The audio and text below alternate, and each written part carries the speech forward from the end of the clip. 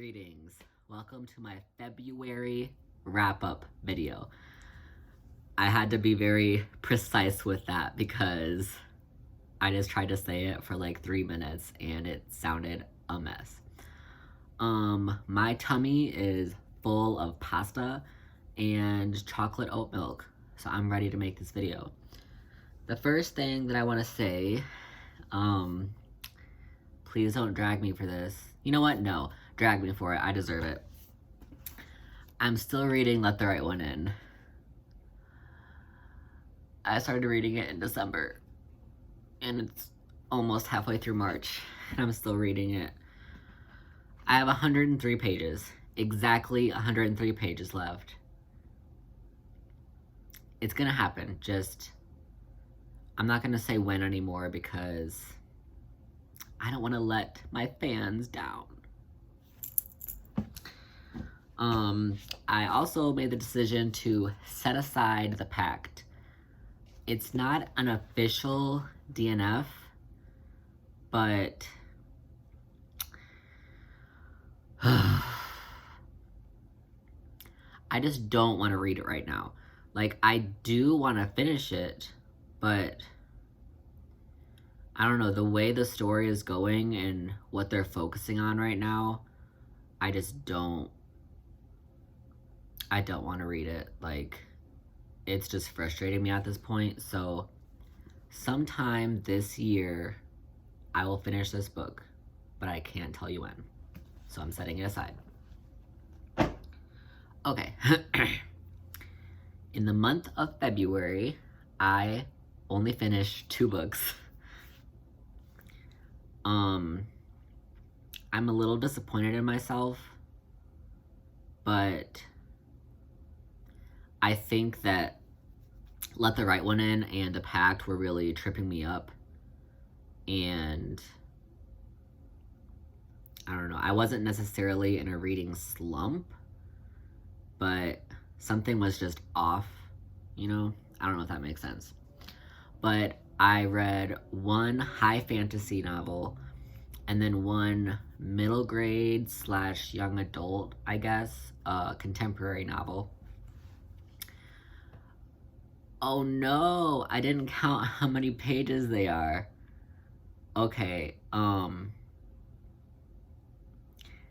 what I'm gonna do with my very limited editing skills is I'm going to insert how many pages that added up to.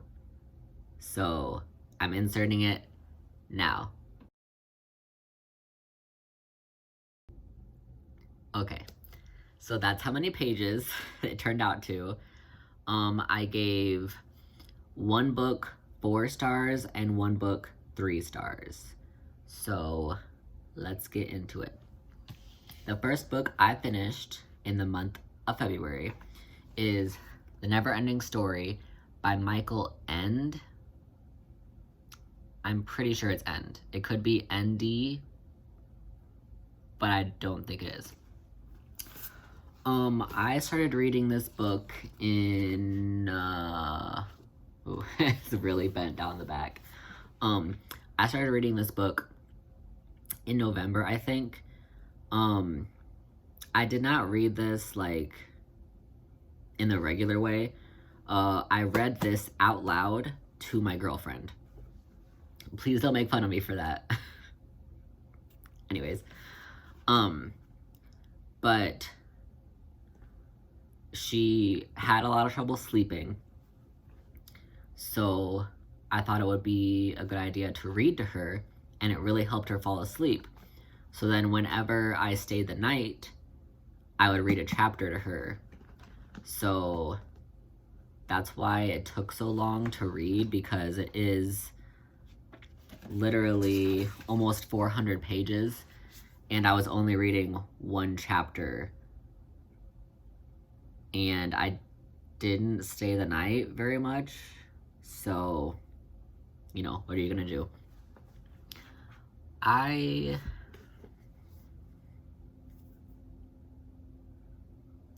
have a lot of thoughts and feelings about the Neverending Story. I don't want to ramble though, so I'm like trying to collect my thoughts. Okay, I guess the first thing I should say is that the Neverending Story is about a boy named Bastian who finds this book,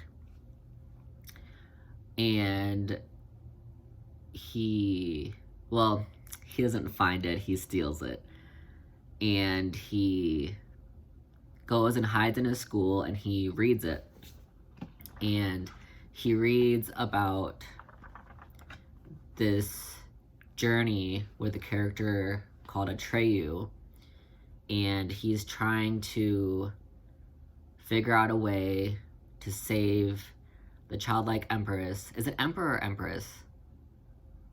I keep debating over that, and I guess I could just look it up, but I feel dumb for not knowing it. Anyway, the childlike empress is sick, and she is sick because she is like losing her powers. So because of that, like the world that they live in, called Fantastica, is disappearing. Like there's a thing called the Nothing, and it's essentially just nothing. Like it's not necessarily darkness, it's just like it swallows it whole, and then there's literally just empty space. There's nothing. So that's what's happening in Fantastica, and Bastian is reading this story, and he eventually gets pulled into the story, and then it tells about his adventures. So I think that's a good summary, but here I go. Okay. I first want to say that I think this book was perfectly named because it truly felt never ending. I do realize that I was reading it for a long time, but it felt like a long time. Like there are certain books that, there are certain books that are the same length, but they go by much faster. But this one felt like it was dragging on, and it felt like it wasn't going anywhere, and it really frustrated me because it felt like it wasn't following like a regular plot, I guess. So like the kind that you learn about in school, like the rising action and the climax and the denouement, like all that stuff. I didn't feel a climax coming. Like I didn't feel like there was any climax. And after finishing it, I still don't think there was a climax. I don't think it led up to anything. I think everything was all on the same level. There was no like triangle pyramid development going on. I honestly feel like two situations could have been better than the way it was. One, it either could have ended halfway through, which this is going to be spoilers, so if you haven't read it or don't know the story, I guess don't listen to this part. But I feel like it would have been perfectly okay if the story ended in the middle when Atreyu returned to the childlike emperess, oh my god, that's gonna trip me up. I'm gonna not dwell on it. When he had returned after his journey and discovered that what she needed to be better was a new name, and that there was a human already ready to give her a new name, which was Bastian. So after that realization happens, the childlike empress is calling to him and is like, hey, like this isn't exactly how it was, obviously, but she was like, hey, you know, like, I need your help, and I know that you can hear me, and you know that I know, so like, just, you know, transport yourself to me to help me. And he just didn't. And I feel like how it should have been in one of the scenarios is that he did come and he gave her new name, and then she, you know, rewarded him, and then Atreyu, you know, helped him get back home to his world. I feel like that would have been a perfectly acceptable story because we still would have had all of Atreyu's journey, which I enjoyed Atreyu's journey. That is not what happened, obviously.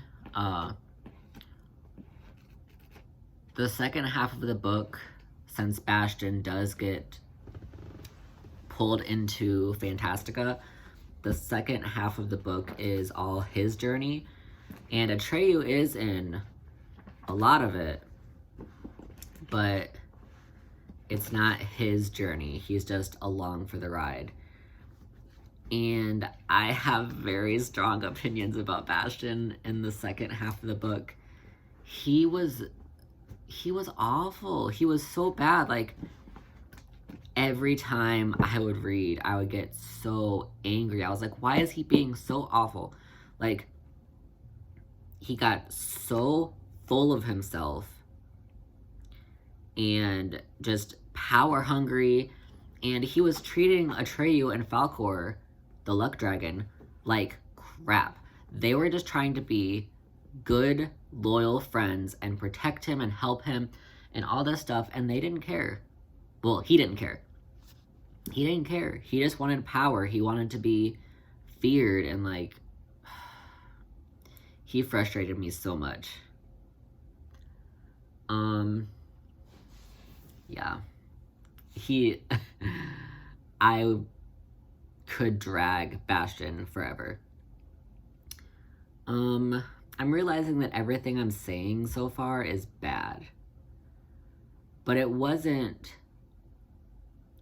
a bad book. Like, it was really fun. Even though it did drag on, it was really fun.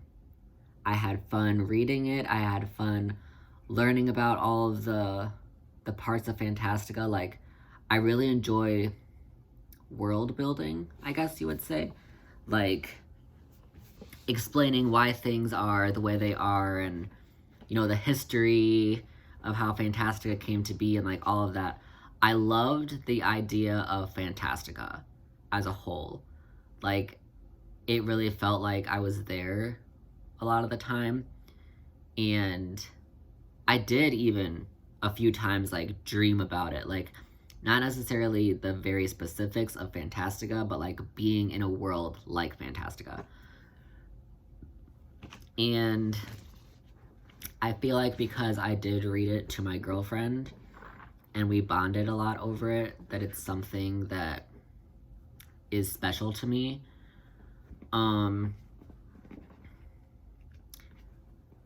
Something that I liked and disliked is the way it was written. There were a lot of lists in the form of sentences, and I really love lists as lists, but not as sentences.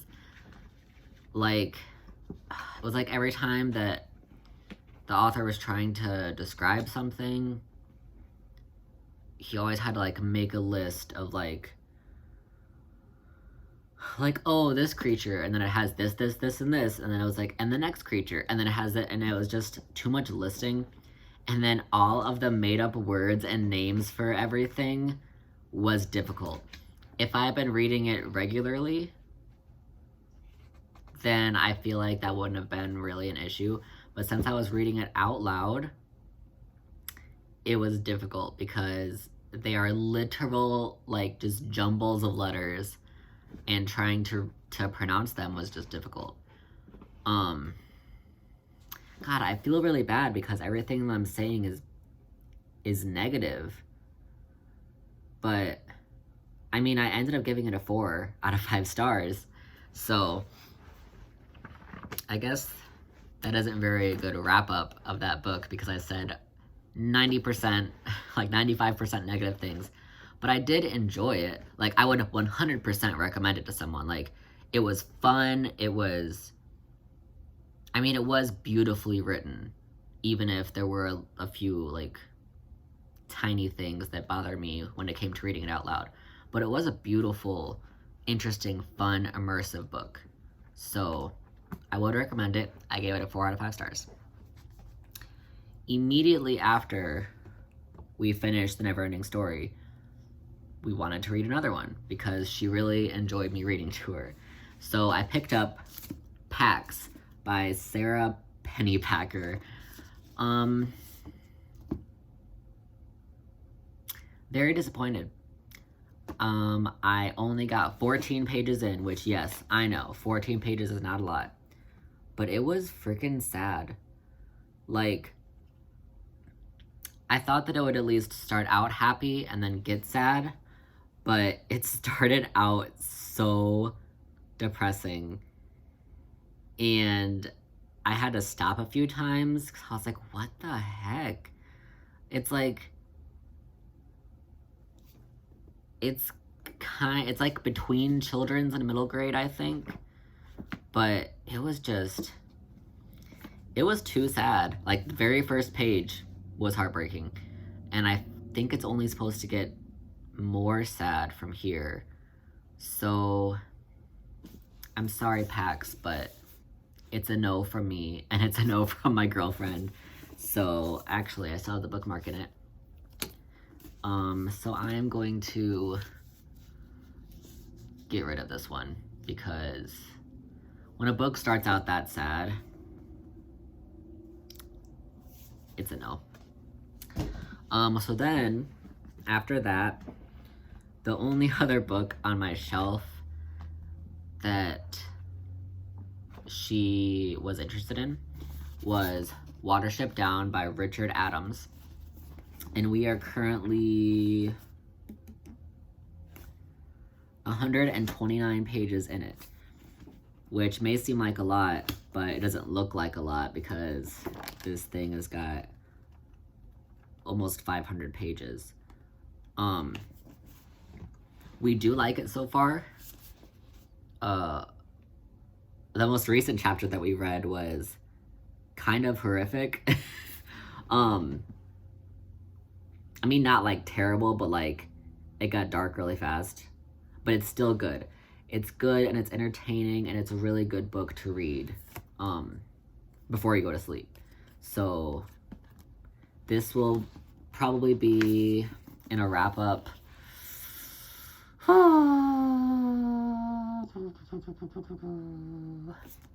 Probably April or May, because I do read this to her every single night. Even though it is only 5 or 10 pages, I'm still reading it way more frequently than The Neverending Story. So keep an eye out for this in a future wrap-up. So near the end of the month, I want to say in the last week, actually, of February, I was feeling really crappy because I had decided not to finish the pact, and I hadn't finished Let the Right One In, and I knew that I wasn't going to. So like I said, I wasn't in a reading slump, but I just felt off, and I was also having like a lot of stress at work, so it was like I just wasn't in the mood and the right mindset to read. But in the last week of February, I decided to pick up Stargirl by Jerry Spinelli, which I picked up because, one, it's super short, and it's like middle grade / young adult. I have a hard time distinguishing between middle grade and young adult. Because it all seems middle grade to me. I don't know. But I honestly don't have very much to say about this at all. I gave it a 3 out of 5 stars. It was not a bad book, but I didn't find it to be a good book either. I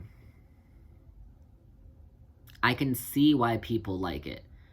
Like, it's a very popular book. A lot of people talk about it. But I feel like, well, it definitely, obviously, wasn't for my age group. So maybe if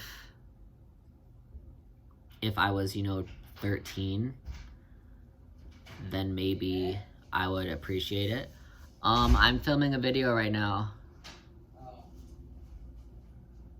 The audacity.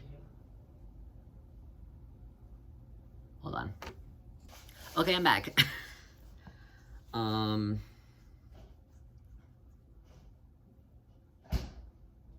Just remember what I was saying. So I feel like if maybe I was 13 years old, I would have appreciated this book more. But still, I didn't really like any of the characters, and I didn't feel a connection to any of them. Like, normally with high school characters, I feel connections to them because I feel like I see myself in them, or I feel protective of them, but I didn't like any of these characters.